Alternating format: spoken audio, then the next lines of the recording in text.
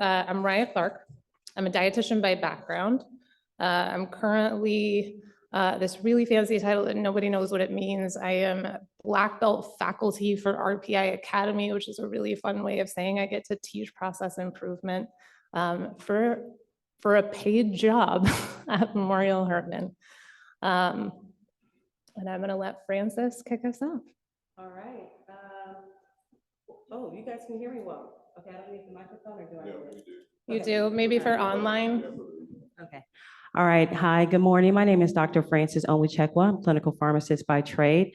I am the ambulatory pharmacy director for our population health service organization. We service just under 500,000 covered ACO lives. I'm responsible for medication therapy management, drug utilization management, really trying to make sure that we can focus on ACO quality metrics that are medication related for that population. And I'm very happy to be here today. Thank you. Hi, everyone. I'm Katie Robinson. I've spent my career in nutrition research. So my background is also as a registered dietitian, and then I did a master's of public health and PhD in nutritional sciences, where I studied individual variability in response to weight loss interventions. So we worked with some bariatric patients going through physical activity interventions, dietary interventions, and so on. And then about 5 years ago, I made the jump from academia to industry, and I currently work within medical affairs at Abbott Nutrition. And so we're the division within Abbott Nutrition that helps out with clinical trials, external education efforts, and research in general. Good morning. I'm Dr. Shelley Skirbo. I'm a general and bariatric surgeon. I work for the University of Texas Health Science Center, UT Health, or McGovern Medical School, whichever name you want to choose. My practice is primarily in Cypress, Texas. I work at the Memorial Hermann in Cypress. I'm also the director of bariatric surgery for McGovern Medical School for our division of minimally invasive surgery. I have a practice of general and bariatric surgery where I do both medical and surgical weight loss. Good morning. I'm Dr. Lisa Ehrlich. I'm an internist. I had my start in academics at the University of Michigan, but I came home to Texas and have been in private practice here since 1997. I currently have I'm managing partner of our small private practice that has 5 practitioners. And my day-to-day work is taking care of patients, which is one of my favorite things to do. Awesome. Okay, so I promised a brief story time. We like to teach in change management that stories anchor thoughts and conversations more than data often. They say this is not why they brought me on as the moderator. Sure, I'm sure it wasn't. I am actually on one of the medications that we're going to talk about today. I'm on Wegovy. So interestingly, how I got into nutrition is I was 14 years old playing 3 sports. I think I ended my 8th grade year at like 5'8", 115 pounds on the thin side. Fast forward a year, I had gained about 80 pounds and was diagnosed with an autoimmune thyroid disorder. I spent the next 2 years probably losing about half of that weight. And then I learned that you could have a career in nutrition and help people lose weight, and I was ecstatic. So yay, I went to dietitian school. By the time I finished my internship, I wanted to help no one lose weight. That is not my gift. I went straight into critical care nutrition, worked in the ICUs. And then my journey, I've kind of ebbed and flowed. 20, 30 pounds most of my adult life. But whenever I wanted to lose weight, I could. Lost all my weight after both of my children. We'll just call it the pandemic times. We'll go with 4 years. All my old tricks stopped working. So I said, okay, I'm gonna go really big. I ran a half marathon. I did an Olympic triathlon. And then before that, I warmed up with a 10K. I lost exactly 0 pounds. And I'm a dietitian, right? I should know. So I found a doctor, akin to what Dr. Skirbo does, that does medical weight loss, and got started on Wegovy. So I want you to frame that. When am I the typical person that you might think of? And you're like, oh, who's using these medications? Maybe not. But it ended up being a real gift to me. And with that, I'm going to kick off our topic icebreaker question. So pulling from scientific evidence, your own experience and expertise, do you feel obesity is a chronic disease?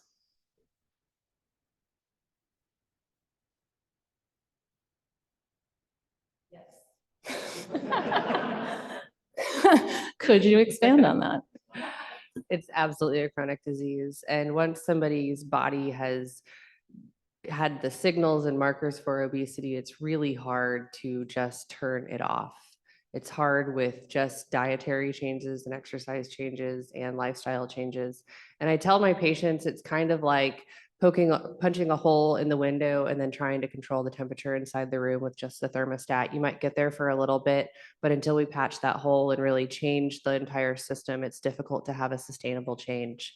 Then once people are able to have a weight that no longer classifies them as obese, the signal is still there, the mechanisms are still there, the body is still going to want to reach that set point. And so whether we give people tools in the form of lifestyle changes that they're able to make medications that change their physiology or surgeries that change their physiology, that they still are reliant on these tools for treatment of their obesity that is chronic.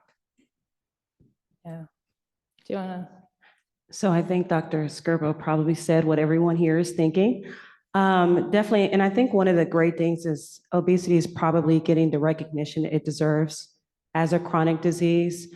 A lot of times in the ACO, and I work for Memorial Hermann, and so we have a big population of folks, and you see that a lot of people struggle with obesity. They have obviously many comorbidities, but you have situations where that obesity can exacerbate other issues. And so I think we've got to get a handle on that if we really want to help them along their healthcare journey, if we really want to improve all the other things that they have going on in their lives. I think we got to get a handle, recognize that obesity is a chronic disease, figure out what are the techniques we want to employ to make sure that people can get better, and be thoughtful about what type of strategies and tactics we want to use for those patients. Want to add to that, Katie? And then Sure, I'll add to that. Yes, I also agree. I think when we define disease, I think we typically think of altered processing of a tissue or an organ. And so we see that evidence, I guess, when we look at the research for obesity, that there's some alterations in how patients who do develop obesity maybe store fat.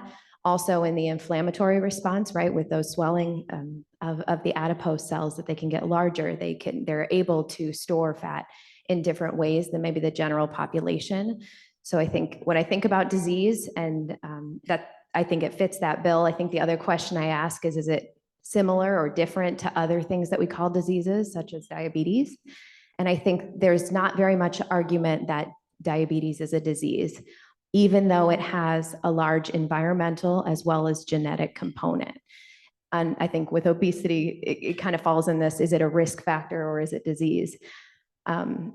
And we know there are environmental stimuli that impact our weight status, but there's also inter-individual variability in our genetics and where we store fat, how we metabolize tissue during times of needs, how we mobilize that fat, for example. And so I think those are the questions I have when I think about, is it a disease? And also, what's the impact of classifying as it a disease? And you mentioned nicely that one of the impacts we hope to see is that by identifying obesity as a disease, is that resources are started, to be allocated.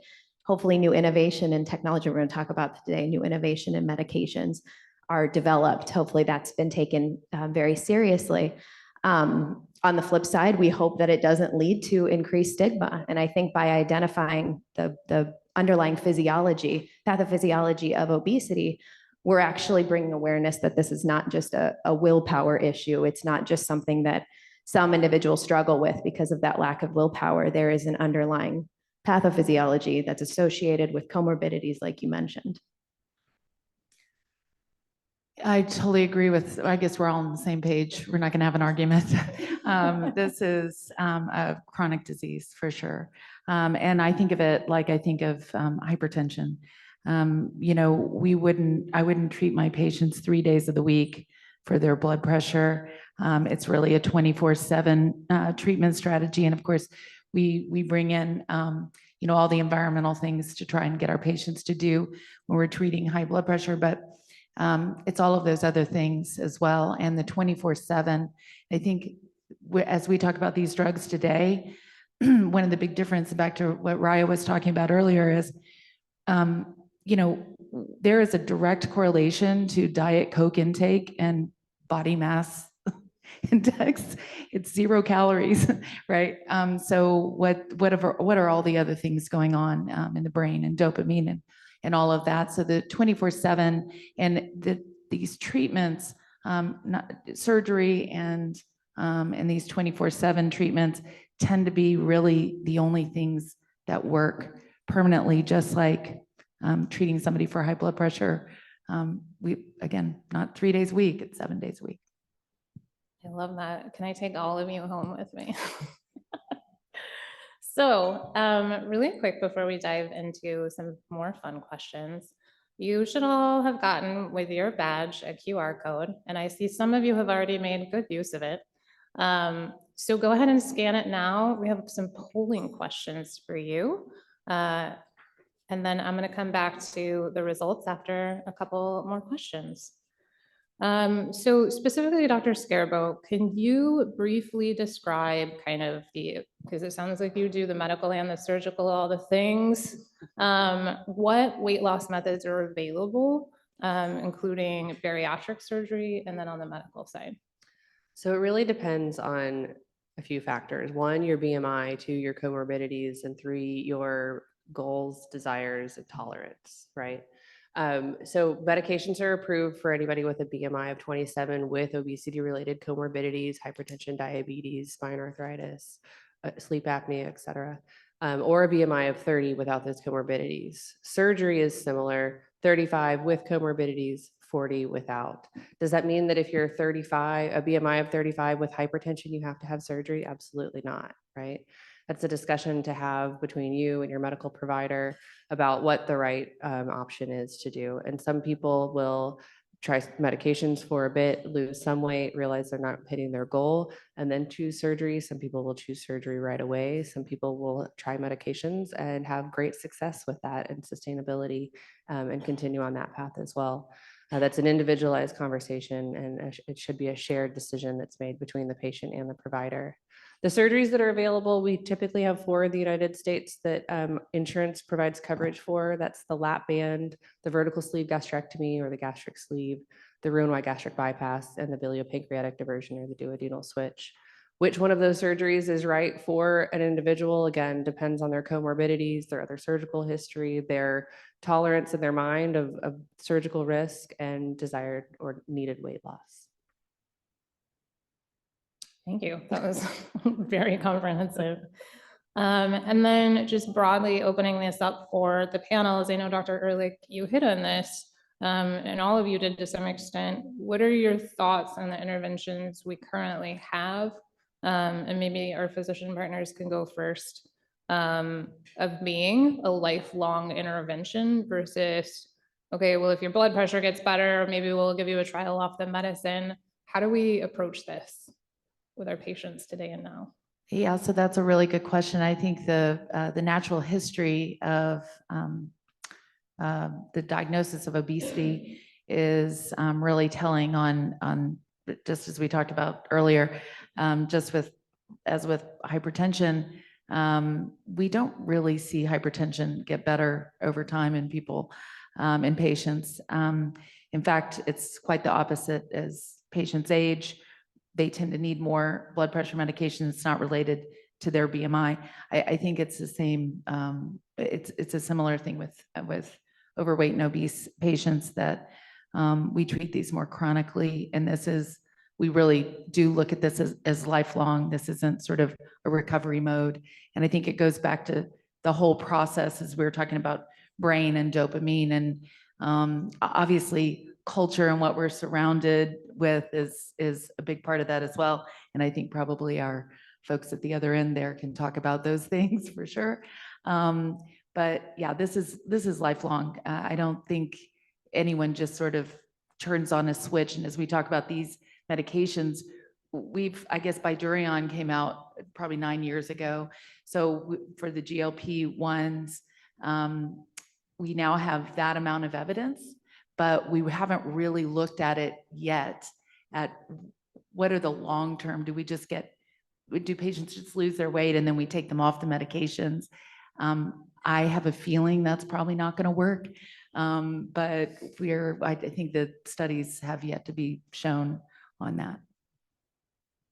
I think some things to consider, we know a little bit from the constellation of STEP trials looking at semaglutide and, versus placebo, once people come off of it, versus lifestyle intervention. And what they are showing is that once patients are coming off of this medication after being on it for 68 weeks, and achieving weight loss, that they are regaining weight, which to me fundamentally makes sense, right? These medications don't teach the body to make more GLP-1. They're doing it in response to the stimulus. Just like antihypertensives aren't teaching the kidney to behave differently, right? They need that medication to do that. I think the interesting thing we'll also see in the future is about microdosing or just sustaining people on smaller doses. Once you get somebody up to the top dose and they achieve their weight loss, do they need to be on that dose forever? Or can you gradually step them down and have them on a much smaller dose, or spread out the dosing? And those are things that are still to be determined, I think. Interesting. I'm seeing a nod, I would say, from my own personal experience that seems to be resounding. So I'm curious, kind of from our pharmaceutical standpoint, our research nutrition standpoint, what would you all add to that thought process? I think, you think about medications, with this class of medications, with all medications, right? You have to assess the risk versus the benefits. And you have to look at the clinical disposition of the person that presents to you and determine whether or not it makes sense. So sometimes you have somebody assess their readiness. Is this somebody that you can say this may be your mainstay treatment for an extended period of time? Will they be adherent? Do they have the tools to actually be successful? Can they access those resources? Sometimes you're going to assess that maybe a patient based on their socioeconomic background, maybe they may not be ready, maybe they can't continue the therapy. So I think you have to not only figure out, well, what makes sense clinically, but just also from their own background. Do they have the tools? Do they have the means? Otherwise, you're going to run into a situation where if a medication does have to be taken for lifelong or an extended period of time, they run into the risk of non-adherence. They run into the risk of disruption of therapy. And so these are the things that we also have to keep at the back of our mind when we're making those drug selections or considering what options work best for patients, are recognizing the social determinant of health barriers that may exist in those patients as well. I don't think I have much to add to that necessarily, but yeah, certainly with long-term follow-up, one thing that remains to be seen is, and where I think the field is maybe moving, maybe we'll get into this, is more of an assessment not only on weight, but also thinking about body composition. And you mentioned socioeconomic status. And this time where patients are starting new medications can be really impactful in terms of identifying other needs in their life. So it's a great time to talk about nutritional needs or physical activity, SES, getting them the right resources to continue to be successful, just as you would with diabetes management, right? When a patient goes on metformin or some other medication, that's an opportune time to have those conversations. So I hope long-term we see more of that in the literature. I love that. So hold on to the microphone. Okay. How do you feel like, and I don't know if you've hit on this in any of the research that you're doing or have done or read, how do you feel like these genetic markers of obesity are kind of fitting in? Are they going to help us guide therapy? Good question. Jump down that So rabbit we're going hole. down the genetics hole. I love it. That was a special place in my heart. I studied under a professor who did genetic research, and there are monogenic forms of obesity that are quite rare, maybe accounting for less than 5% of obesity. And there are specific medications that are coming out to target those MC4R, POMC, these kind of pathways that have more to do with appetite signaling in the brain. And so these patients, you'd see them from a very young age developing hyperphagia, so very, very hungry, very, very high BMIs. So there's specific technologies that are being developed for those patients. But I think for the general population, it's more of what we kind of call polygenic obesity traits. So there's the genetic risk that they carry is maybe a constellation, to use that word, of different markers along the pathways of how we perceive hunger or how we expend energy. And there's still a lot to be learned about what really matters with the underlying genetics. So I don't think we're quite at that point probably for the medications we have available to be able to figure out who will respond best. But I would love to see in the research more discussion around the variability of outcomes, because we have this tendency to talk only about the mean. We talk about what happens to the average patient, but I think how interesting to get to the point someday, hopefully with big data, where we can talk about the high responders. What is different about them? And then why are some not responding? And can we start to tailor in that way? That's so exciting. I remember being in college, and I won't say what year. And the idea of being able to tailor clinical nutrition to genetics, I was like, is it right around the corner? It wasn't, but I would have gone into it if Yeah. it was. Dr. Scarbo, Dr. Ehrlich, did you have anything you wanted to add? And then Francis. Hello. Dr. Unruh. Yeah, just, can you hear me? Just to kind of add on, I think, you know, there's sort of an elephant in the room that, you know, BMI has in the Western world has climbed precipitously just in a couple of generations. So there is a multifactorial, you know, the solutions are not just going to be medication and surgery. They're going to have to be solutions that look at those things. And we can take clues just from context, and big data is going to be really exciting about what interventions we can do to roll back. But certainly, as we're talking about, I've been taking care of my patients. I know my patients by when they call me on the phone, I can tell them by their voice. That's how well I know my patients. And I have struggled with getting incentivized buy-in to weight loss and maintaining weight loss and healthy lifestyle. It is a thing. And so there's something in our environment. Food is easy, and easy food is easy. And so making it a little harder, I don't know we're going to go back to that. So it's going to have to take place sort of inside of our patients, and our relationship in using these medications to incentivize. I actually use this idea of chronic illness. And when I speak to my patients and say, the reason those other things didn't work is it wasn't 100% of the time. So you were 90%, and then that 10% just completely blew it out of the water that one day that, you know, just, you know, McDonald's drive-through or whatever it is.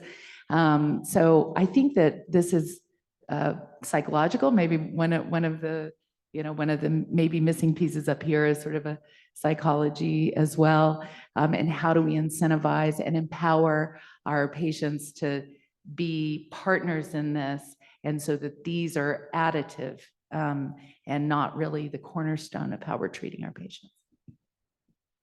Another thing I just want to add, I thought maybe you were going to go there, but the other issue about BMI is that not all BMI is the same, right? I tell patients all the time that BMI is a very stupid number. It just tells me the relation of your height to your weight, and it allows me to classify you in a certain way that tells me a little bit about your risk or increased risk of certain diseases, but it doesn't really, I can't say that a BMI of 37 is equal to another BMI of 37. And I think when we look at more individualized healthcare and personalized medicine, understanding the distribution of adiposity and just other factors that contribute to people's obesity would be helpful in treating some of these and helping people guide them towards certain treatment algorithms based on that, which is just still a great unknown.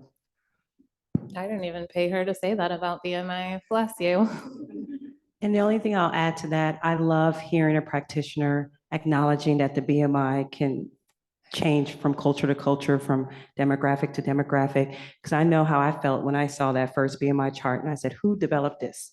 Because this, it's not true. So, you know, we definitely have to think about that. The genetic compositions, et cetera, all that stuff plays a part. And so it's really great and very refreshing to hear that our practitioners are thinking about that as well. I love it. Okay, Francis, hold on to the microphone. Dr. Onwuchekwa. I practiced. You did. I did. Good job. How do quality or population health metrics goals play a part in whether physician groups are utilizing this drug? Because we've kind of come to, yes, this is important. Yes, this sounds like one of the best tools, or at least up there in how we treat this thing that we feel like is important. So launch us out on how we utilize those and what's driving it. Yeah, good question. I think that there's no issue with providers using the drugs. The GLPs are being utilized. In fact, they're being well utilized in our populations. I think what we're seeing is that sometimes folks are giving maybe samples, maybe they're giving discount cards, et cetera. And then when those samples are no longer available or those discount cards wear off, then the patients are in a situation, they're at a crux where, well, what now? And so we catch what's the right word? The after effects, right? So when the people have already went through that entire continuum and then now they come to us post-discharge or their transitions of care, transitional case management. And our team is trying to touch these folks. And we're thinking about, well, were these type of questions, did you have that frank discussion with your provider? Did you tell them that maybe you have socioeconomic situations at home that may have prevented you from having these medications? I think what we're seeing, and we've been tracking medication adherence for our Medicare population for a long time, and we started to explore our commercial population recently. We're looking at the previous year statistics, and we saw that 1 to 2 out of every 10 folks that were not adherent on medications last year were on Ozempic. So if you think about all the diabetic medications that are on the market, right, and you have about 12% of folks that cannot be adherent on their Ozempic, that's pretty telling. So I think it's the root of it may be just to not only say that this is the best drug that works for you, right, but also, are we sure that when it gets to a certain point that you're going to continue that therapy? We also took it another step further, and we looked at patients that had a health plan where maybe the medication was higher tiered, tier 3 or higher, and we saw about a 50% failing rate for diabetic medications, the GLP specifically. So these are still great medications. We know they're great. We all can attest to it. We know someone personally in our lives that probably takes it, but I think that we may not have yet explored trying to make sure we connect the dots, that people can take it long-term and have the tools and necessaries. So if you guys hear me say that a lot today, that's because social determinants of health, I know it's not typically in the pharmacy scope, but we've retooled our work, and we've really made it to be critical to know that that plays a major part in efficacy. I love that. Rest of the panel, do you want to add anything to that? I think to some degree, just the cost of the medications, is it time to get into that part of this discussion? Go ahead. I'll follow you where you go. Is, a big factor for healthcare systems. It's a big factor. They're very costly medications for patients. It's a factor. And it has a lot to do with access and compliance as well, right? What I hate to see is for an insurance plan to put a lifetime cap on access to these medications, because they're really doing nothing for these patients. They're giving them maybe a year of coverage and then pulling the carpet out from underneath them. And I mean, in my opinion, they might as well just throw that money in the trash, right? Like you're not treating a chronic disease for a year. You're not treating it. You're just, I don't know, paying it attention for a year. You gave it a Band-Aid. Yeah. So I think those are some of the other issues. But then on the other side of the coin, these medications are expensive. They're expensive for the healthcare plans and for the insurance companies as well. So until they're truly more affordable and accessible, I think this is just going to be a problem and an obstacle that we continue to face in getting patients access to these medications. You look like you're on the edge of your seat, Dr. Ehrlich. Yes, and I was going to just add to that as well. Yes, we do have our I don't have any patients left that take insulin. I mean, the GLPs have completely revolutionized the way that we treat diabetes, and the SGLT2s, which also cause weight loss. That's a pretty amazing thing to say, really, that insulin may be kind of a thing of the past for type 2 diabetics. Many of our type 2 diabetics are obese or overweight. And so this is a class of patient that will be on these long-term for their other disease states. So I think to kind of the point I'm bringing it back full circle is to our first comments where this is a chronic disease. And I think if we can get that on the docket as acceptance of this as a chronic disease, and we don't stop diabetes medication when our patients get below, their hemoglobin A1C drops below 7, they stay on those medications, that's probably where we're going to get to. And I do think, yes, very expensive medications for sure. And we've got liraglutide, I think, is going generic pretty quickly. We'll keep our fingers crossed on that, but that's, again, going to be a cost issue. Those are daily medications, and that's a little harder for people to do. But yeah, and they're not that great. So we'll have to, we want the once a year shot. That's all. I'll say that. Any other thoughts on that piece? Okay, I'm going to take a little break and come to our polling results. So interesting. We had about, I'll say 60% of people that took the poll said either you or someone you know is currently using one of these GLP-1 agonists. We'll go with about 35% no, and then 5% could be, maybe I do. So I am going to click to the next question in that poll. So when you, fingers crossed this works for me, scan your QR code again, you should see a different question, and you can go ahead and answer that while we move into, we're talking about drug cost, we're talking about drug availability. I know supply chain shortage, especially in healthcare, but not limited to healthcare, has become part of our daily vocabulary. So how do we start navigating through not just the cost, but the access, even if you can afford it, from a boots on the ground level for like my one patient all the way up to an organizational level? So Dr. Onwuchekwa, I'll let you, do you want to kick off? Oh, You look I thought- surprised. Yeah, he said boots on the ground. I was waiting for. Oh, okay, sure. You can pass the buck. We can delegate here. Yeah, there you go, because I may speak on the flip side. So let me pass the buck over to my colleagues here. So just from the boots on the ground, I think what you're talking about is supply chain and access. Yeah, we're good grief. I have an entire full-time employee in my office that all she does is prior authorization. Fantastic. 1 FTE. That's all she does all day. She's probably not the happiest employee, I imagine. Oh, bless her. No, she's actually really great.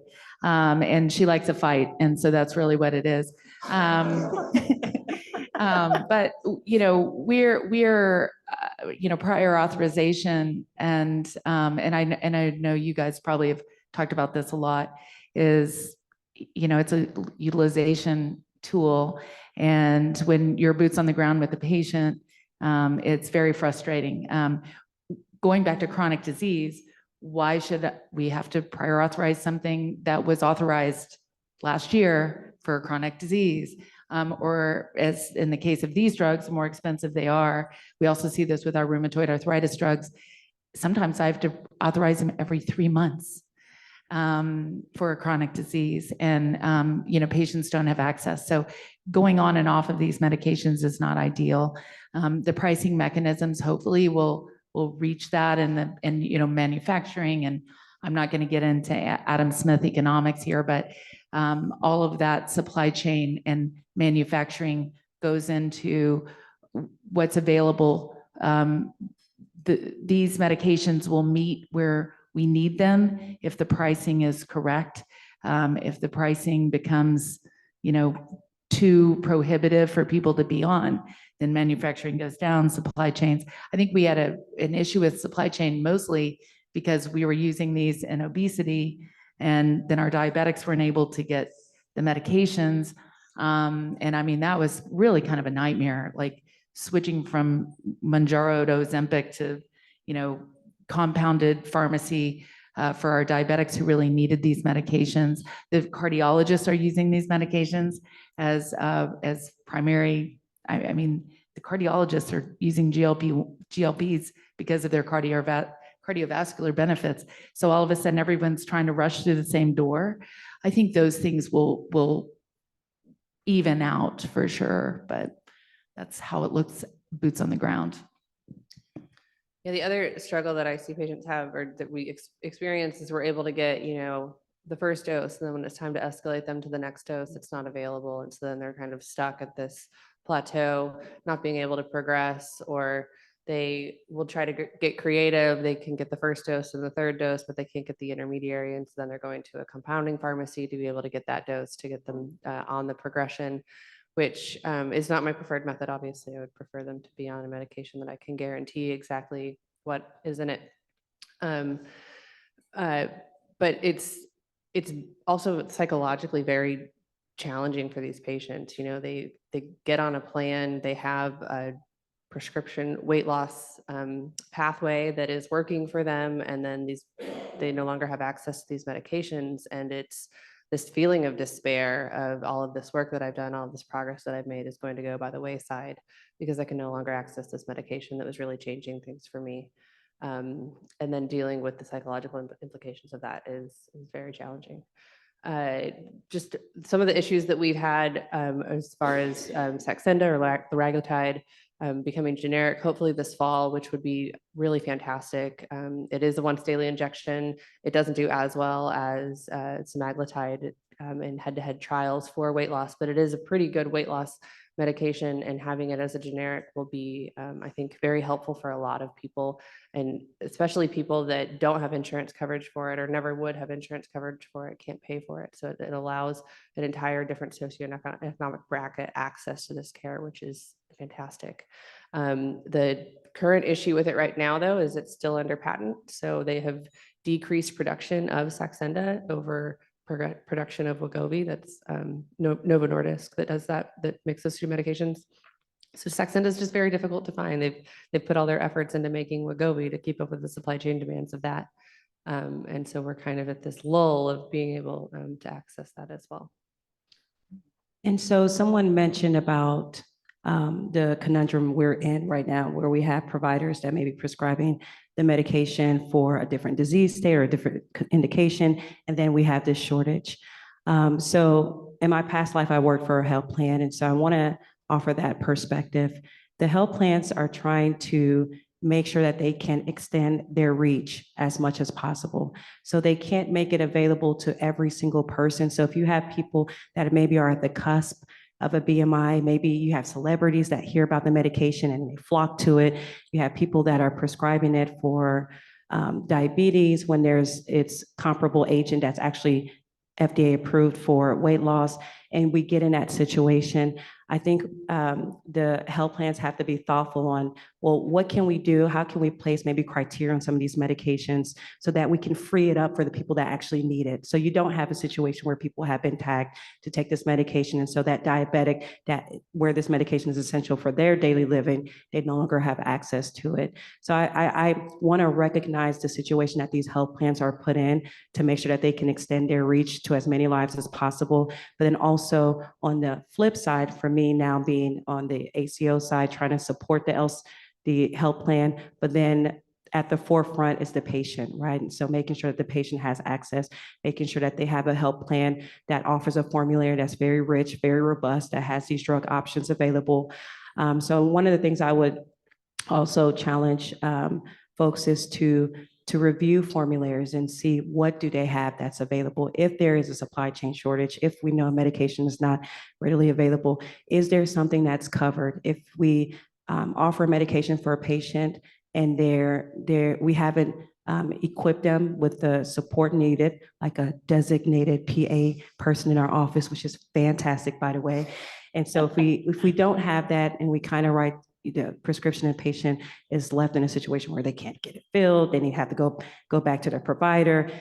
You know, if we can circumvent that by just reviewing their formulary, see what agents are covered, then we may, you know, have less of a situation where people have disruption of therapy or, you know, et cetera. So I think that's one of the situations where I maybe having to wear two different hats in the past. I can be mindful of the health plan perspective, but then also recognizing that our patients come first as well. That's a great perspective that we don't hear often. I'm gonna pull like a curveball question. So in our powwow, I think it came up that this was mimicking the early days and years of HIV medications when they first rolled out and they were so expensive that people that needed them couldn't get access. Can you guys kind of jump on that and say, well, it looks similar? Do we think this is going to be alleviated and looked, you know, in 10 years like HIV medications do now? I think from a cost perspective with time, so one of the things is as we wait for some of this clinical data, these studies to show the return on investment, then it's going to push some of these health plans to also come to the mat. So if you're seeing that your counterparts have medications on their formularies and they're offering very robust agents, it's going to also make you kind of do an aha moment and say, well, maybe I need to reassess the formulary options we have on our plan so that we can bring in more consumers. So I think with time, we're going to see some of the medications maybe drive down cost a little bit, but then we also know that with the development of these drugs from a pharma perspective, there's a lot of money that it takes, you know, and so they've got to find a way to recoup their costs. And so really it's a mad dash to do that as much as they can before they lose their patent and before the generics are launched. I think I saw that there's 3 or 4 manufacturers are going to have their generic form of Victoza by the end of this year. Which is good for the consumer, right? Because then that means there's more competitors. So hopefully you get a better cost that doesn't make your eyes bleed. You know, that's not always the case. So I think, you know, we have to recognize that after all, yes, we keep patients first, but pharmas have to also be mindful of figuring out a way to recoup the expenses that it took to develop these wonderful drugs. So. Show my age here. I really went to medical school when I was 10, so don't do the math. HIV, this actually got me thinking when we were talking about this. You know, I was in medical school, we didn't have any treatments, and our HIV patients were dying of tuberculosis and Kaposi sarcoma, and it was crazy. And we went in the pharmaceutical industry, randomized control trials, found medications. You know, the forefront of that was, you know, maybe we need a vaccine, which we've never found, and we probably never will, by the way.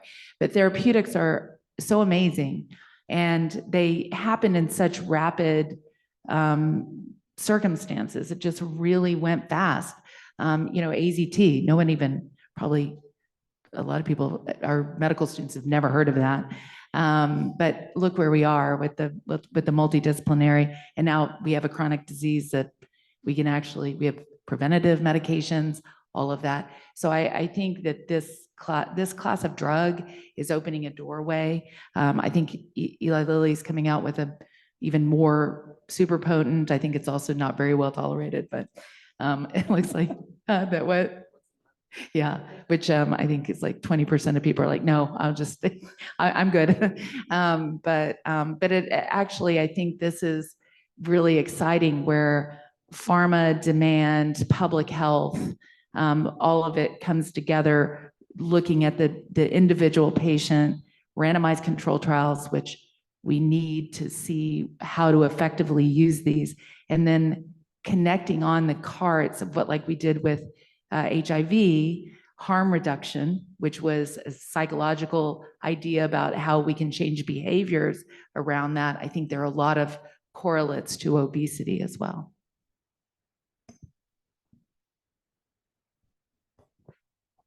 Okay. Sweet Katie, you've been sitting there all with the pharmacy questions. So since we just kind of did the comparison to, hey, what does this look like based on another thing that we learned in history? These medications, if I'm not mistaken, are kind of born out of what we learned from the successive bariatric surgeries. So going back to when we started bariatric surgery, I know just from my own personal clinical practice, right, some of the most severe examples of vitamin and mineral deficiency can be found in these populations if they don't adhere to a really complicated vitamin regimen the rest of their life. Some of those are permanent. You can lose the ability to walk if you forget to take your B12 or just don't, or no one told you to take it, which doesn't happen often, I think, in the United States, but in other countries. So Katie, can you kind of walk us through like the history of how we developed those guidelines? And do you think that's going to be applicable to this treatment modality? I'm hopeful. So yeah, I guess in terms of history of bariatric surgeries have been around since the mid-50s, developed in University of Minnesota. They started with a ileal jejunal bypass. It was demonstrated pretty early, horrific. Yeah, pretty horrific. Yeah, bypassing a lot of absorption, right? Because we need the duodenum and the jejunum to absorb nutrients. So not surprisingly, they saw night blindness develop from vitamin A deficiency, osteoporosis, diarrhea, malnutrition, protein energy malnutrition early on. Then later in the 60s, Ed Mason developed the bypass, the gastric bypass, attempting to improve ulcers, really is what that was. He noticed that if you remove the stomach, there's weight loss or parts of the stomach, right? And so that Ed Mason was really the first president of ASMBS, and we didn't get the American Society for Metabolic and Bariatric Surgery until '83.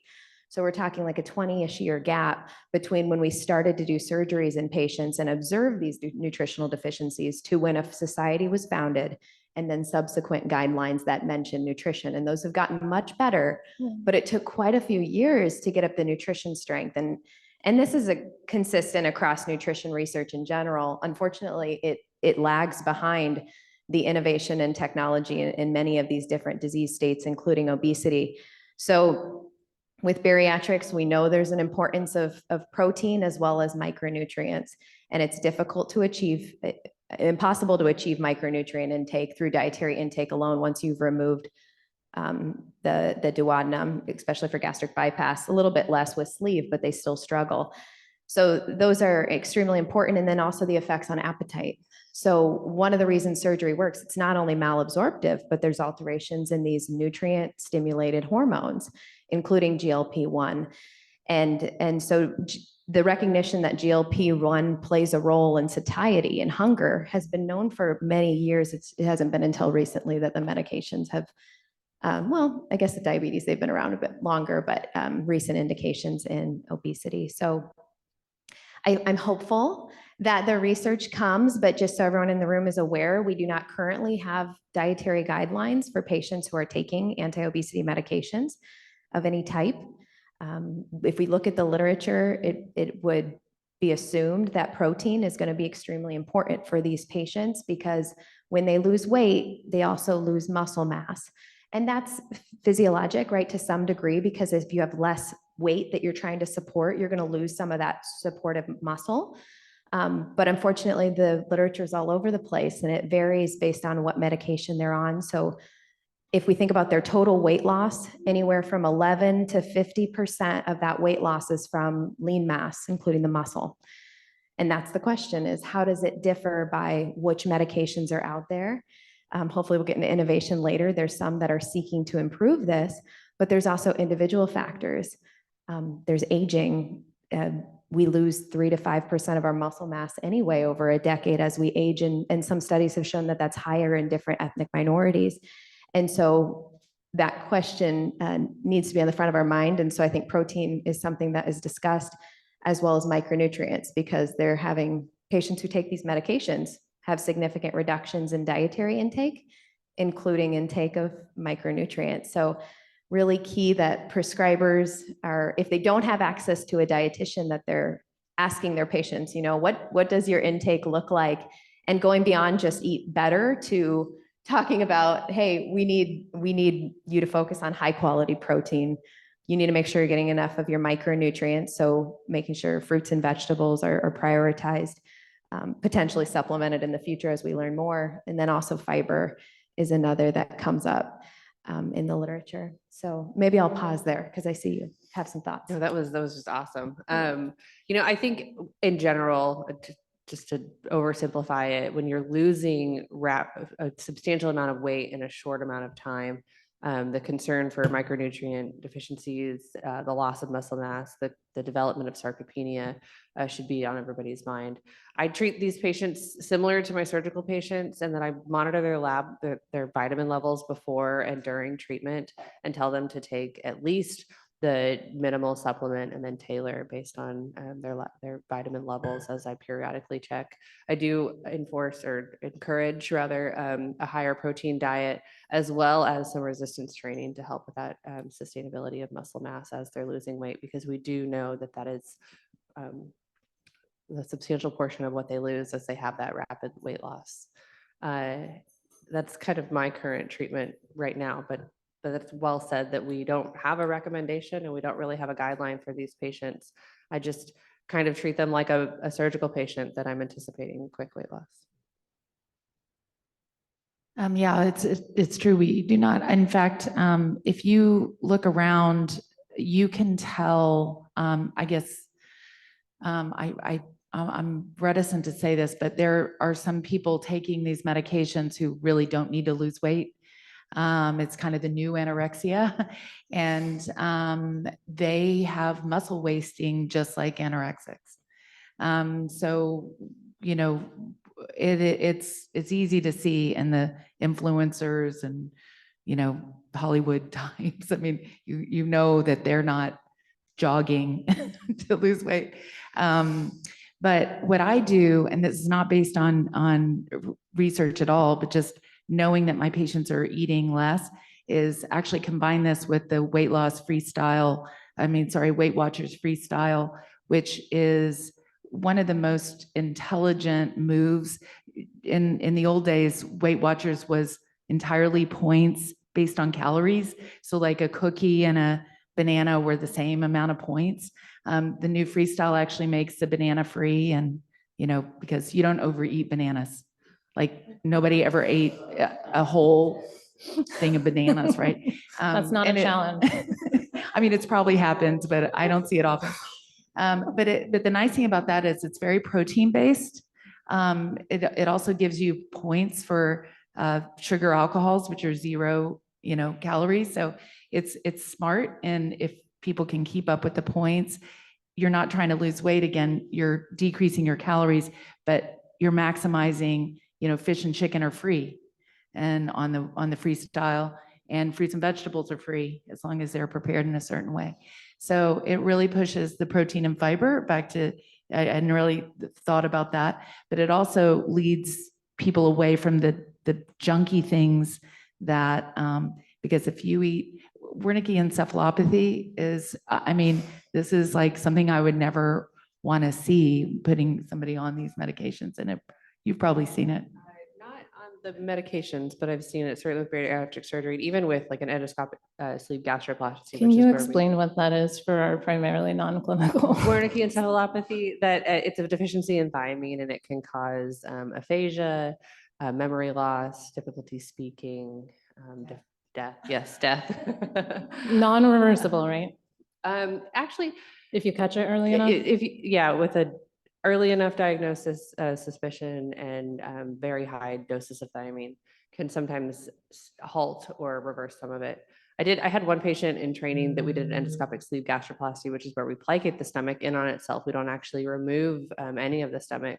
And she came in with Wernicke, and we were honestly startled. We didn't think that this would be possible because she still had all of her stomach technically, right? But it is. And so that to me says that if that's possible in that patient, it's possible with these other patients that are having slowed gastric emptying or maybe changes in their absorption, as well as dietary changes and deficiencies with that. But I haven't seen any reports of that specifically with the medications. Some more common things are nausea, vomiting, constipation, diarrhea, some concern about the development of gallstones or pancreatitis, particularly if we increase these doses too quickly.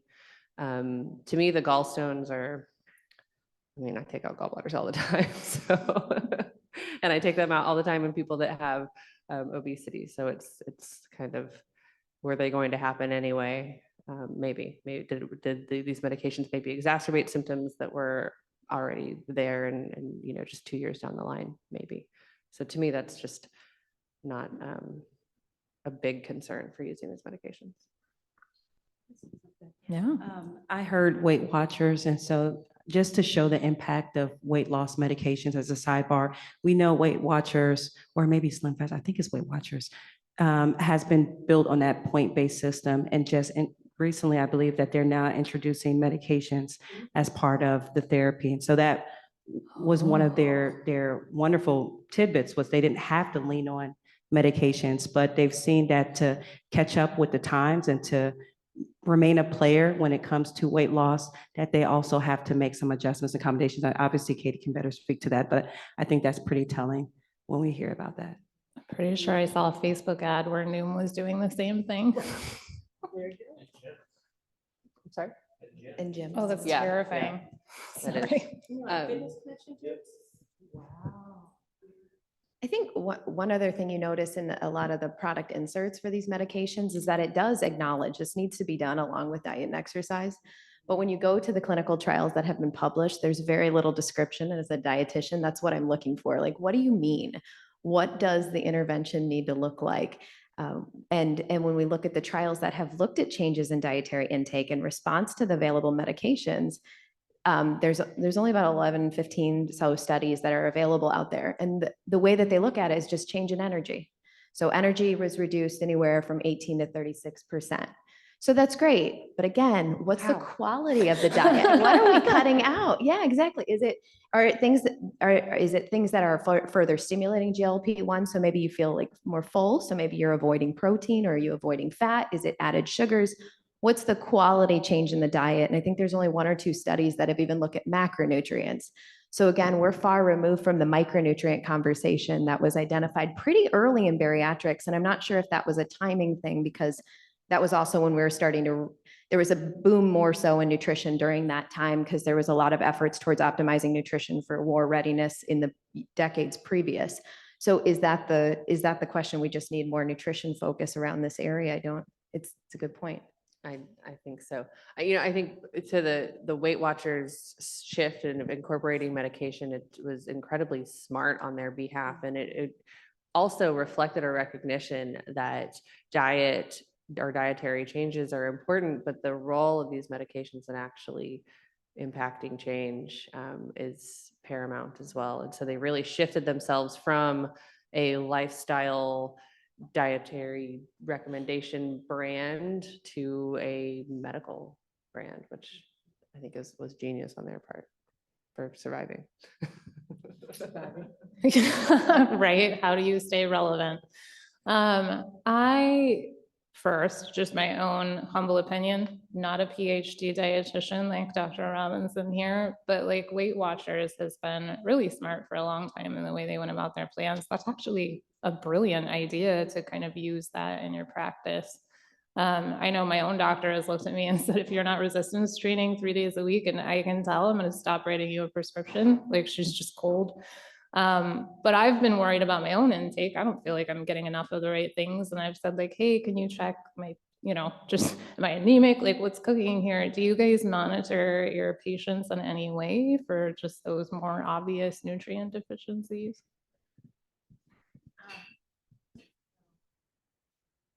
Oh. Hello. Usually I'm not this slow in the uptake, but it's early. Yeah,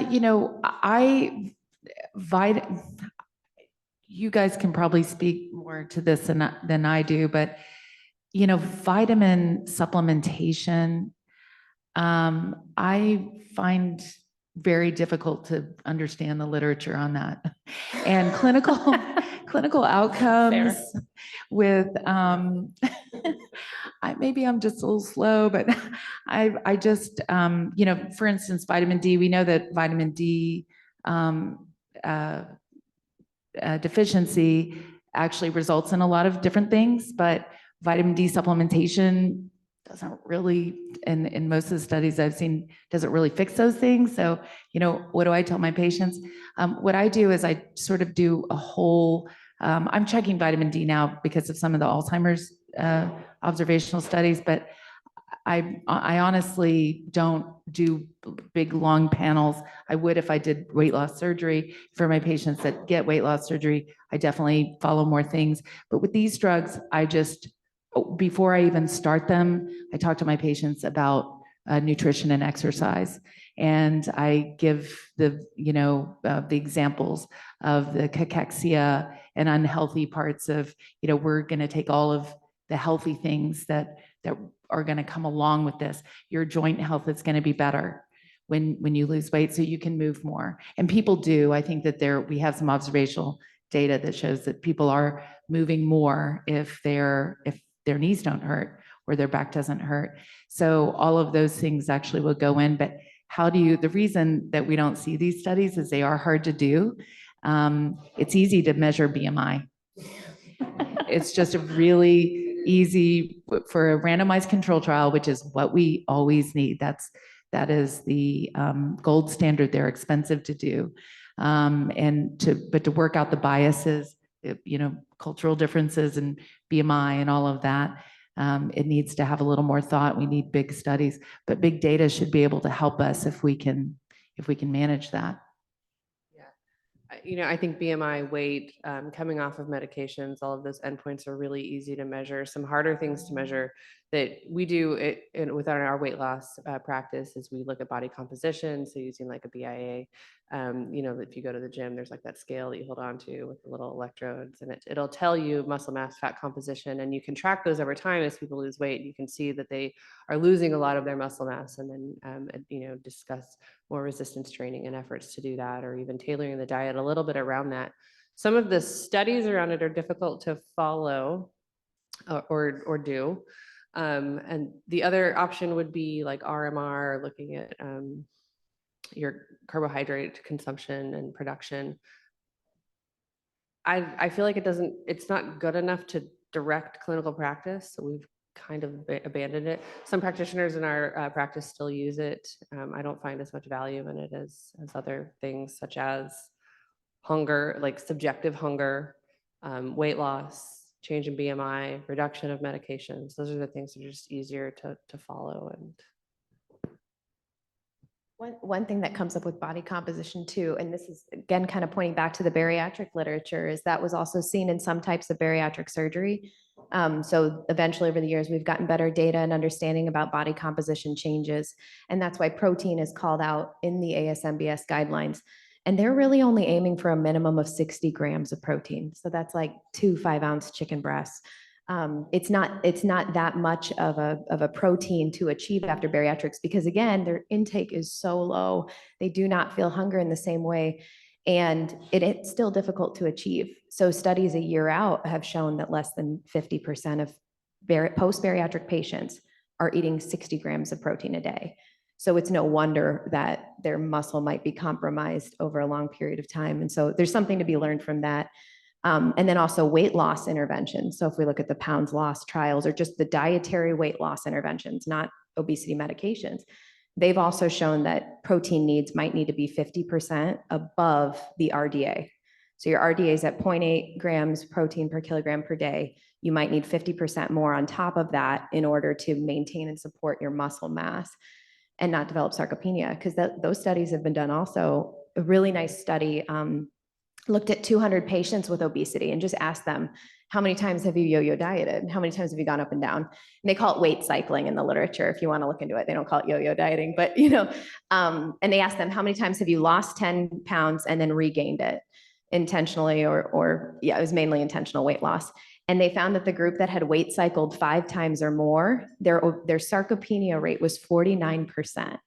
And it was a stepwise increase with every weight cycle. So the question is, with each weight cycle, as we lose and regain and lose and regain, what are we losing and what are we regaining? And how is that impacting our metabolic health? Yeah. That's sad. I know. It's almost like it was better to remain stable, but I think that's been nutrition guidance for a long time is slow and steady weight loss. You look at NIH, it's like 1 to 2 pounds per week. It's not these crazy numbers. It's this slow, sustained weight loss. That's the other concern for me about access to these medications is they'll have a rapid weight loss and then lose the access to getting it and then regain. And it's the exact same weight cycling, probably a lot worse, right? The other thing I think is important to point out is the RDA recommendations are for survival, not change, right? That's the recommended amount so that your body can be sitting in this chair listening to this panel, not to have any impactful change in your body composition. So I think those are important to remember. That's all super good points. My dietitian brain is turning so fast. It has been brought to my attention that this fully clinical panel and clinical moderator may have glossed over what is a GLP-1 and what are these drugs in relation to that? So anybody that wants to just like kind of level set that whole alphabet soup that we've been talking, and then I have a few fun questions and we'll get to our last polling. Anybody? It's a peptide. Okay, so what does it stand for? Glucagon, Like like peptide 1 receptor agonist. Agonist. Dr. Scarbo told us it was not an inhibitor, it is an agonist. And so the GLPs, I think they mimic that fullness, and that's really the really nice way of saying it. And I'll let you. So we have sugarcoat GLP-1 receptors really in our brain. We have them in our intestine. They impact how our liver stores and allocates glucose. They impact how our fat cells store things. They impact our satiety and our hunger, as well as our gastric emptying. So if you have an increase in GLP-1, you have a slower gastric emptying, or food that sits in your stomach, sits in longer. It helps your satiety. It tells your brain that you feel full, and it turns down those hunger drives, as well as signaling to the liver that it doesn't need to make glucose, that it's good on its reserves. Improves the pancreas as far as glucose production. And the GLPs were traditionally indicated for diabetes, which I think we've been clear in mentioning that. And then they've seen clinical literature to move in a direction of weight loss. And so some of the medications that you hear of, like Mounjaro, there's a new medication called Zepbound. It's essentially Mounjaro with a different brand name for FDA indication. And so the same with Ozempic, it's actually the same formulation with a different brand name specific for FDA indication, Wegovy. And so it's really the same medications across the board when you think about it. Oh man, I had a thought and it just gone. So we are I'm going to tell you the results of the poll. So would you be interested in trying a GLP-1, a weight loss medication, GLP-1 agonist, if it was covered by your health plan or employer? So, the numbers changed. Probably 60% of you said yes. We'll go with about 25% said unsure. And then never mind. 20% said unsure. That number literally just changed in front of me. And then another 20% said no. So it's really interesting so far. We know a lot of people that are on it, or we are on it ourselves. And if we're not, we would be interested in getting on it if we had access and coverage and could afford it and all of the things that we're talking about. There is one last polling question. You might have guessed that it has something to do with nutrition. We've been talking about that. So one more time, last time, scan that QR code. And then I'm going to throw some fun questions at my panel. So on my way to the grocery store, which is like a 3-minute drive to my house, it is not uncommon for me to see one of those like handmade signs like plowed into the ground that's like, you can get weight loss medications, call this 800 number. What do you guys think about that? And do you have patients that go these alternative routes or ask you questions about them? Oh, my gosh. Yeah, yeah. From an ACO perspective, from a pop health perspective, it is not uncommon to hear patients that have gotten medication overseas. Their brother from Mexico came in and brought their medication, or they went to unapproved online websites to get these medications.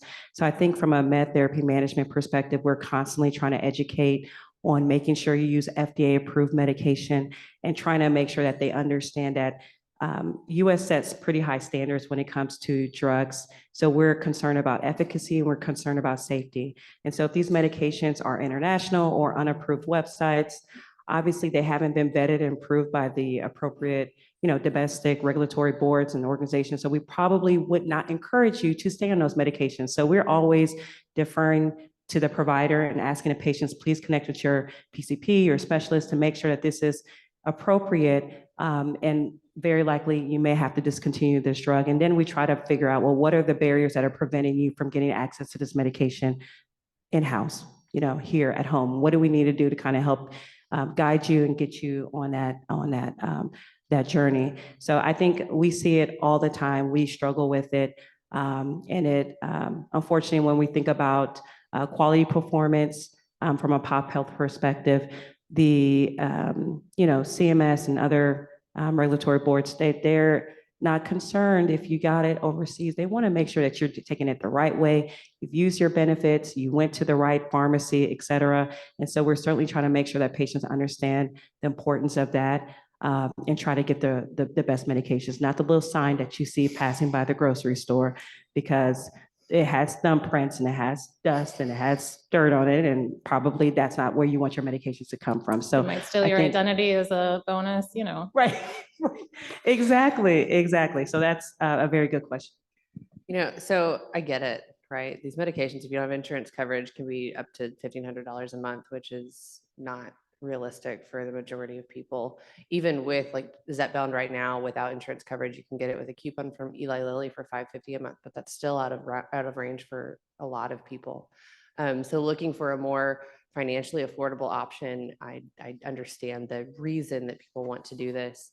I tell patients, the best case scenario, what these companies are often, doctors' offices, pharmacies, whatever, what they're doing is they're buying the highest dose pen, they're injecting it into a vial and then dosing it out and compounding it with like B12, and they're doing it appropriate and safe, and you're getting the medication that they say they're giving you. That's best case scenario, and that actually doesn't sound so bad, right?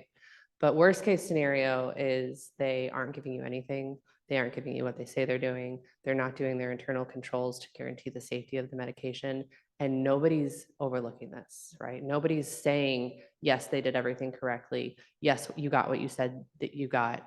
Yes, it's safe for you to take. And we can't really monitor that. And I think the unknowns in that scenario are scary, frankly. And so that's one of my bigger concerns about doing it, but I completely understand patients that do it. And like I said before, I've had patients that can't get from one dose to the next. And so they come up with a creative solution to go to a compounding pharmacy in between, and then try to get back to the dose of the medication when they can, when it's available. But we see it all the time. I tell people that I try to not, if you're going to be taking this medication and you can't get it through insurance and won't pay for it that way, that I can't medically advise you, because I can't say that you're on, 0.25 milligrams or anything. I can't really understand what you're taking, and therefore it's difficult for me to give you medical advice. Yeah, I think I go back to harm reduction. It's, it's the real deal, and it's out there, and it's better if I have my patients very well trained that, they run everything by me, that they're on, even supplement wise. There are a lot of very harmful things that are available at HEB.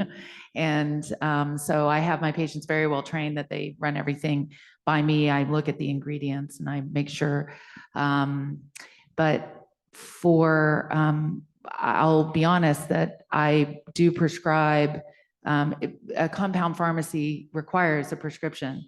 So when I know my patients are going to maybe go down the road and call the 1-800 number, I would rather them be on the compound pharmacy side of things. And I can tell whether they're getting the medication because they wouldn't lose weight with just B12. And so they're losing weight. I'm just hoping that it's semaglutide or tirzepatide.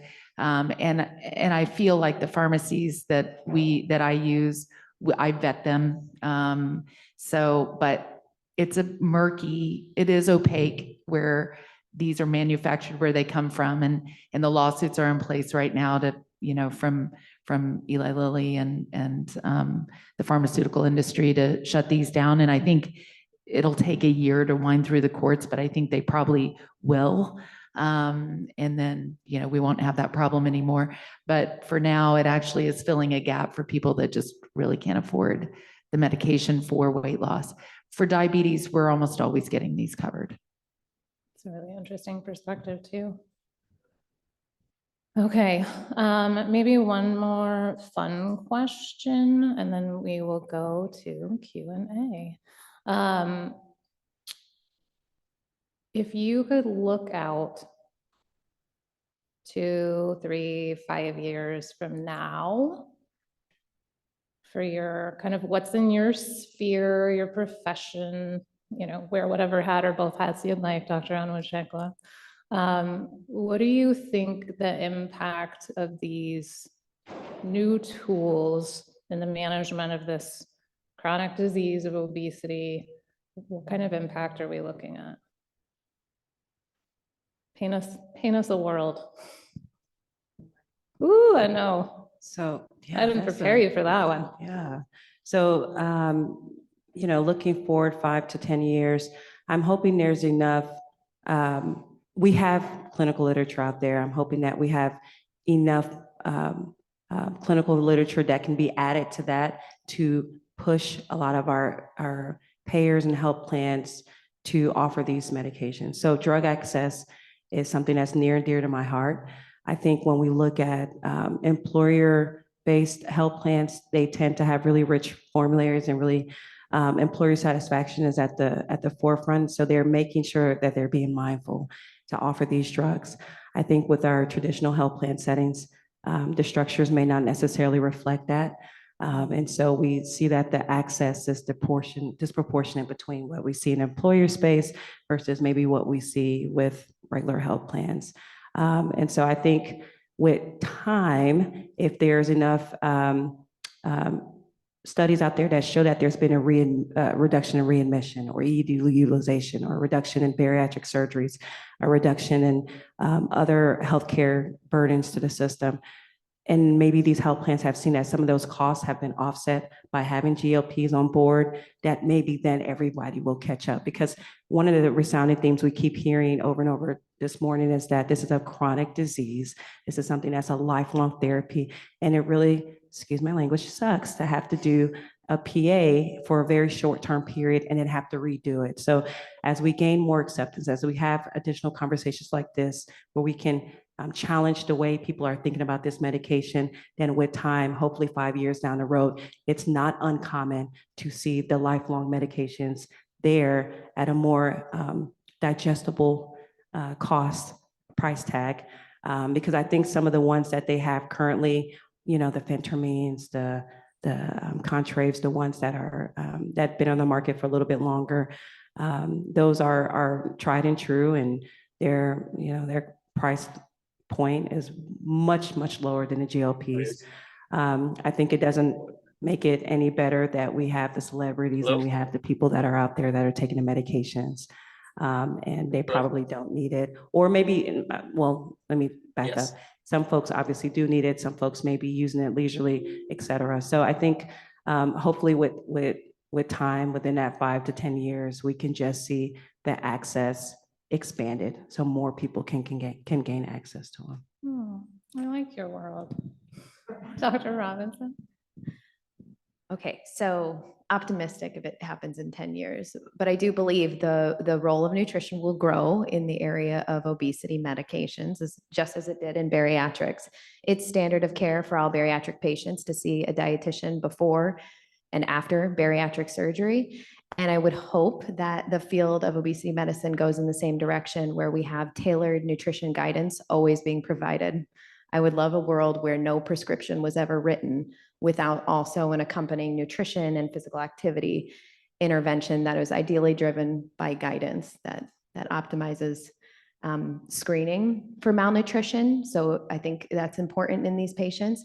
In bariatrics, we understand weight loss trajectories pretty well. So if a patient's falling below that and losing too much weight, we can talk to the surgeon about it and figure out what the complication is. And sometimes that does require reversal.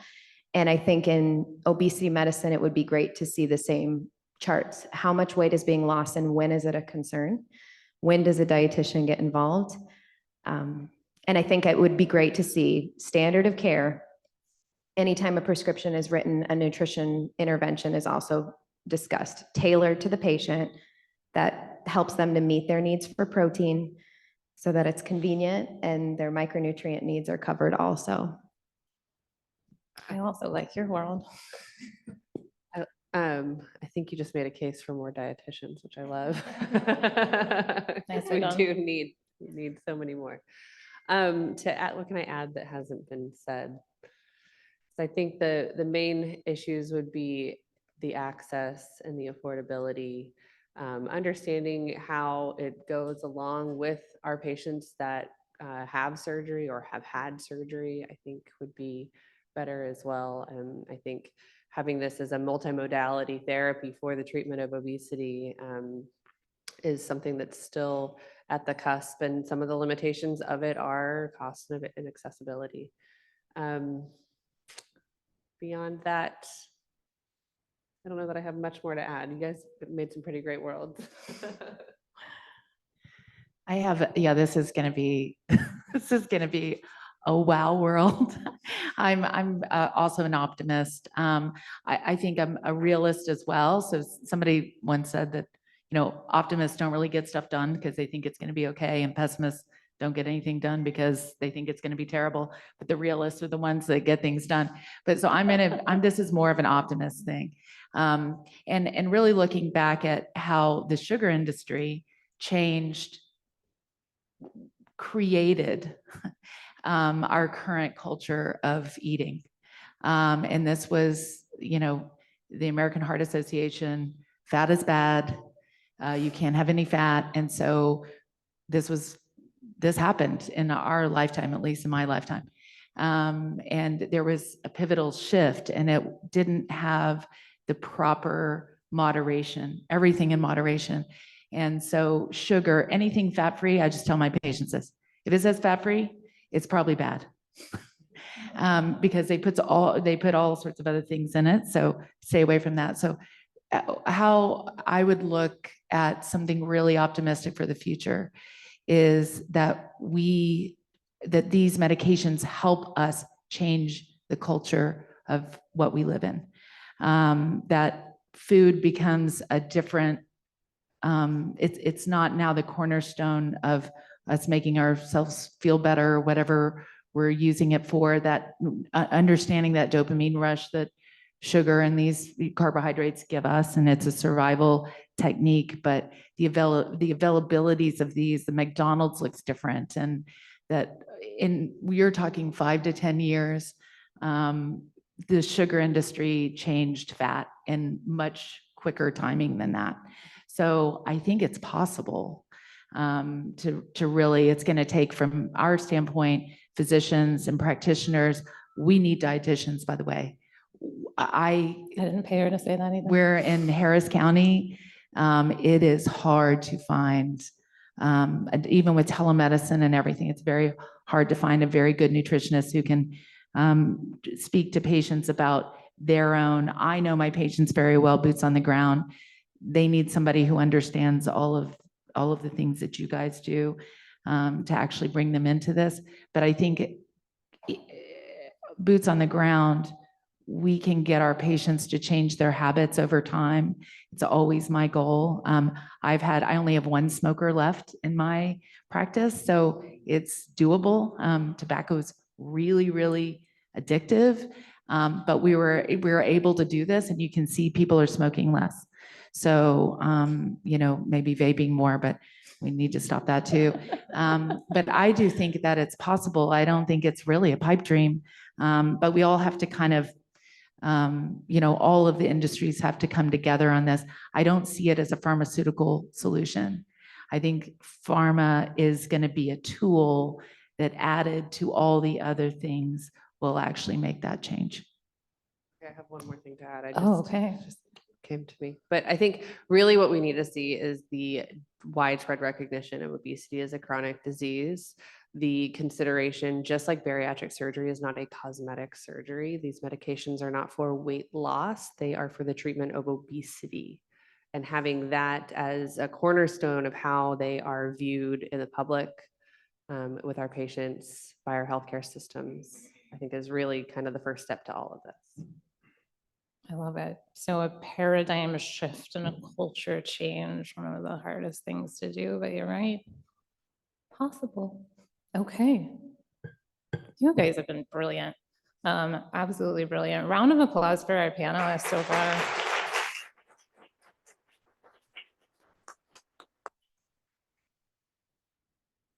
The audience's turn. Do you want to start in the room or online, Mr. Mark?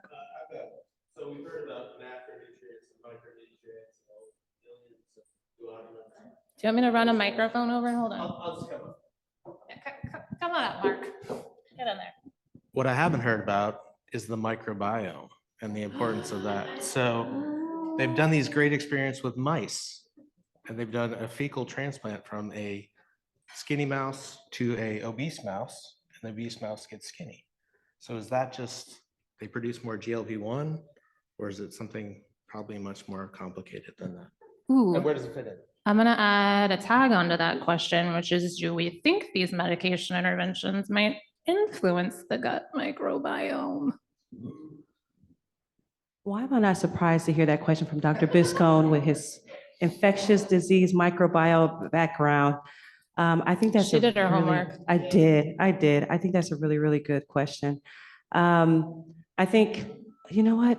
Mice are mice. With all due respect, what happens in mice, while it's telling and is usually a great indicator of what will happen in the human body, I think until we actually get to a human trial, then I'll feel like I can really speak to that. But I will actually defer to someone else on that one. Mice are mice. Mice are mice. You heard it here first. Take it. So one of the side effects of GLP-1 is delayed gastric emptying, and that is known to alter. So think about movement of nutrition through the lumen and interaction with the bacteria that lives in your gut. So it is not, there is a mechanism in place to study that and think about how that might be altered. And we do see differences after bariatric surgery. Now that's very different because it might be altered by the acidity of the stomach, right, being removed. So there's that interaction. There might be delayed gastric emptying, or parts of it might be bypassed altogether. So it is going to be a different mechanism for any medication. But I think you bring up a good point. And we kind of talked about innovation, but it's not just stopping at GLP-1.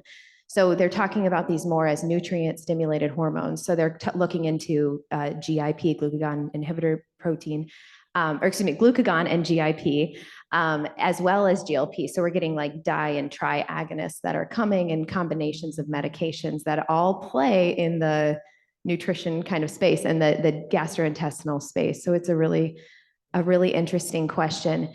And I think your other point with the microbiota, yes, mice are mice. And in humans, really, it's more association studies. They look at the different species seem to differ between patients with obesity or not.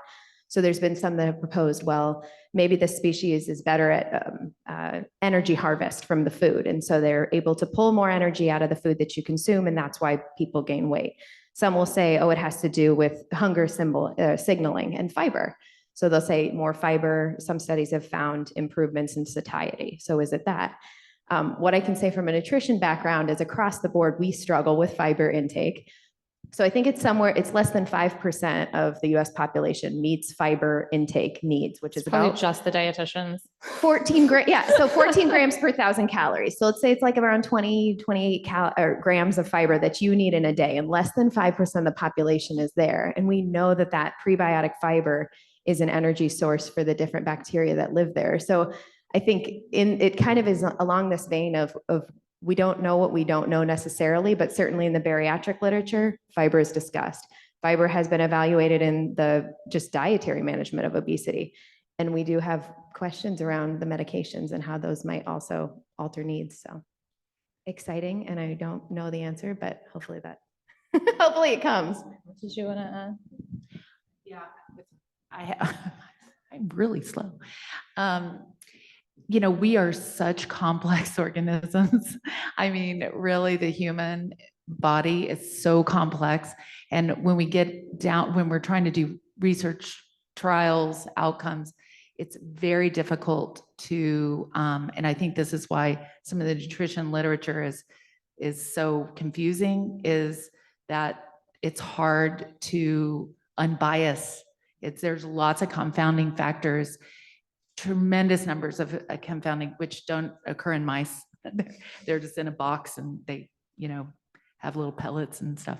But I think we're so complex, but what we didn't know, we have evolved over all of these millennia to survive, and our gut survives, and we need fiber and protein.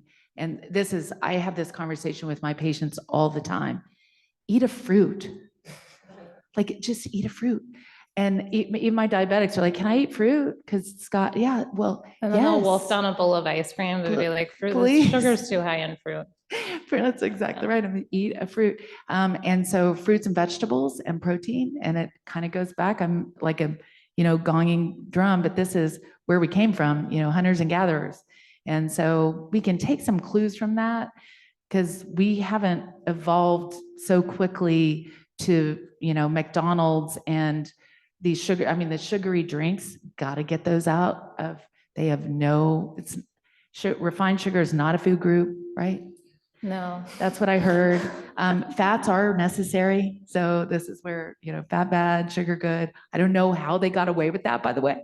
I keep going back on it, but I don't know how they got away with it, because we impacted the health negatively of all of us. So we have to be careful. I think the fecal transplants, if those were really like working, just like we see with Ozempic and these medications, it would take off. Like, everyone would want one. They'd be, my patients would be calling. They'd be like, can I do that? But yeah, so the microbiome is really interesting though. And the more we know about the human body, the really cooler things get. I mean, the microbiome, Helicobacter pylori. When I was in residency, Dr. Yamada, who wrote the textbook, was at University of Michigan with us. He did not believe Helicobacter pylori. And literally, the Australian that found this was vilified. Like, he just vilified. And look at it. Yeah, causes ulcers. Wow. Who'd have known? The follow-up question, well, not follow-up, but probably goes back to you, is any tips for successfully fighting an appeal for denial by insurance for covering any GLP-1s or weight loss? You just got to fight. No, it is the insurance, the pharmacy benefit plans, or the managers, the middlemen are really locked in. It's a super complex, probably you can speak to it even better than I can, but it's the health insurance and then the PBM overlying. So it's almost intentionally obfuscated, convoluted. And so even figuring out who needs to cover it, really documenting the comorbidities, that's really important. You won't get it for BMI alone, especially not over, I think it was mentioned 27. You've got to have a BMI of 27 or over. You've got to have the comorbidities. The more you can put on there, the better. Over 30, I have very good success getting these medications covered for BMIs over 35 because of the recommendations for surgery. That's where those lie. Between 27 and 30, it's hard. It's hard to get those covered. Over 30, a little easier, but there are many insurance plans that just flat out say they're not going to cover it, and they're not. I think to add to that too, oftentimes they want to see that you've tried and failed other agents. And I think that's where you were going at as well. And so if they've got formulary options that are covered, have you also provided those options? And it's a great story to tell if you can show that the patient has tried these other options, and documentation is key. So in my past, when we did appeals and we saw them at the provider documentation that came in, we needed to see very clearly that the patient had tried and documented a drug, and that the adverse events that were associated with that drug were in the chart and were presented there. So if we say send it over, and then you say, oh yeah, the patient, they tried it and it didn't work. Okay, but do I see there that they tried it and maybe they had, adverse event, maybe they had their blood pressure skyrocket or whatever it may be. You have to have that documentation there very clearly to show that the patient, other agents may not work. We got a couple in the room. I may make these, Mark, if I have your blessing, the last two questions. Okay. How do you all feel about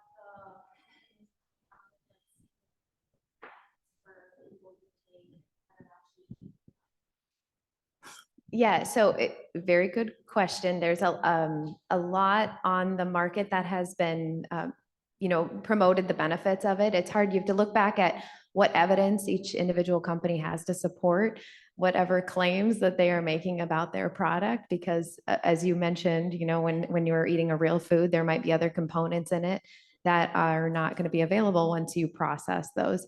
So I think the same is said about fiber. So fiber selection is important in any product as you process anything, even if you cook things. So if we look at a potato, you boil a potato to make mashed potatoes or potato salad, whatever it could be. That changes the fiber because the granules swell and you have more access to the different types of fiber that reside within that granule. So processing is important. It's not always a bad thing. Sometimes it makes it more or less available, but I would just look back at each individual company and kind of interrogate, how are you justifying that claim that you just made about your product?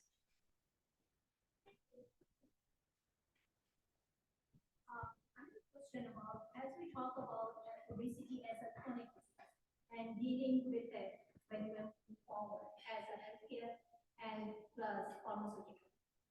Can we be more vocal to talk about the preventive side, to go toward the more food industry? Because as we know that obesity is also a big cause because of the socioeconomic status. They cannot go and buy the organic. Plus, in our food industry, we see that if we talk about apple, banana, whatever the vegetables are fruit or meat, they are behind that there's a growth hormone effect. And somebody is going to consume that, no matter what, how healthy they want it to become. Of course, the ratio to become obese is high. So as a healthcare provider, can we be more vocal toward that side? So those industry knows as, okay, we have to work on that from preventive side. So putting a lot of millions of dollars for surgery, for pharmaceutical, why don't we take an action? So down the road in 10, 20, and 30 years, we have less obese people and cost will reduce and healthy generation. So what do you guys think about that? Lots of great points to unpack. Who wants to take a stab? I'll just kind of boil it down to sometimes perfect can be the enemy of good enough. And real food is just the cornerstone. If it's processed, like these super beets or whatever, this isn't real food. I mean, it's processed. We don't even know. So real food, and I think there have been in the schools, we've tried to put in public schools, tried to put fruits and vegetables, and the kids won't eat them, and they literally end up throwing it all out. So it probably starts at home with our with our kids, getting rid of sugary drinks, all of those things, and just putting real food in front of them from early age, because by the time they grow up and it's not the cornerstone of their diet, it's really, really hard to change those habits. At least in my experience, it's really hard for me to get my patients away. The socioeconomic status play a huge role. Because if the person they cannot afford foods every day, they're going to put the cereal, which is sugary, in front of them. Right, yeah, so you're, really cheap. Fruits and vegetables are cheap. yeah, I think the hard parts about fruits and vegetables, even proteins, are that they have a limited shelf life. So even if they are financially affordable, it requires maybe going to the grocery store frequently to get them, or they spoil and then they're wasted, right? And so that time constraint is difficult for people. Proteins usually have to be either cooked or refrigerated, so they're difficult when we are mobile, which has influenced a lot of our habits, right? The argument versus organic or not organic, or the hormones that are put into some of our meats, I don't know that that is as important to make, although there are, concerns with all of those things over the consumption of super palatable foods that are designed to override our natural instincts and hunger and satiety signals, right? If we're consuming these palatable, high fat, high calorie dense, low protein foods, we are going to become obese. That's kind of, I think, fact, right? So it's more towards eating whole foods, understanding how to eat whole foods, having access to whole foods, and really ditching the foods that are designed to taste good. And I think to your point too, we've developed geomapping tools, and we've seen that when you look at food deserts, you can see the communities where they don't have access to some of those those better options, right? And that's where we see more hospitalizations, more readmissions, et cetera. And there's just that lack of those resources.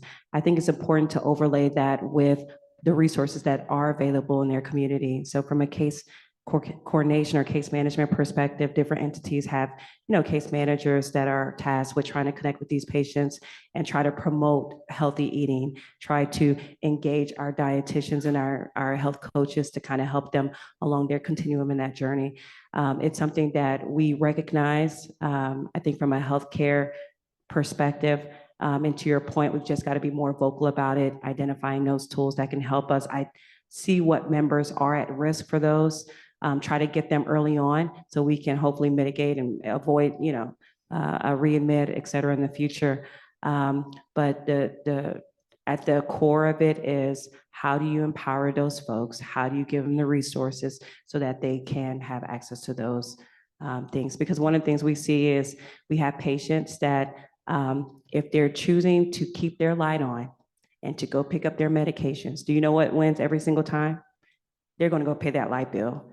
And so we have patients that those socioeconomic background issues will manifest in different ways. It can be light, it can be, food, it can be, a matter of hygiene. It's just so many different elements. So we have to figure out how to marry that part of the world with our healthcare practice. And you can see some of the regulatory boards. I know CMS now has pushed out some mandates from a case management perspective inpatient, where they have to address SDOH concerns. And I think that's the start, is making sure you recognize what are those socioeconomic background gaps and deficiencies, and try to get them before they leave your hospital, before they get home. Make sure that transition makes sense.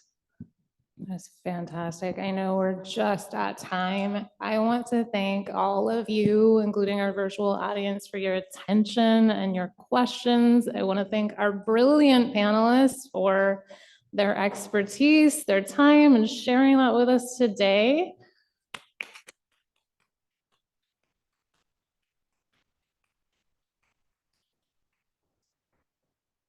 Thank you.